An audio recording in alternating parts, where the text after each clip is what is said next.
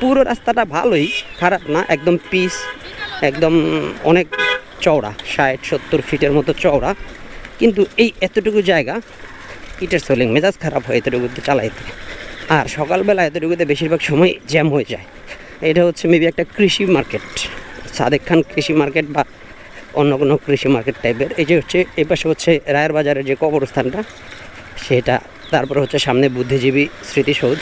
তো এর আগের এই যে এতটুকু অংশ এই ইটের সোলিং করা, এই জিনিসটা কেন রাখছে আই ডোন্ট নো। এই জিনিসটাতে চালাইতে খুবই বিরক্তি লাগে এবং এটা সবসময় ভাঙাচোরা থাকে। দেখেন পুরো রাস্তাটা ভালো, একটু সামনে গেলে দেখবেন, কিন্তু এখানে ওরা কেন যে কাজ করে না বা পিস করে না এটা আমার মাথায় ধরে না। তবে একটা ব্যাপার আমি যেটা ধারণা করতেছি সেটা হচ্ছে এই যে এই জায়গায় কৃষি মার্কেট থাকার কারণে এখানে রাস্তার উপরে অনেক প্রেশার পড়ে।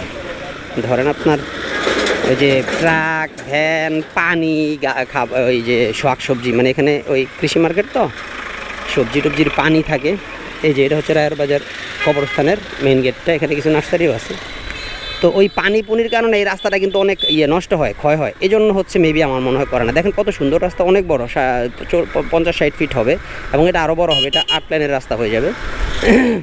তো এই জিনিসটা ওরা হচ্ছে করতেছে না, এই কাজ করে না, সবসময় এরকম থাকে, জিনিসটা বিরক্তিকর।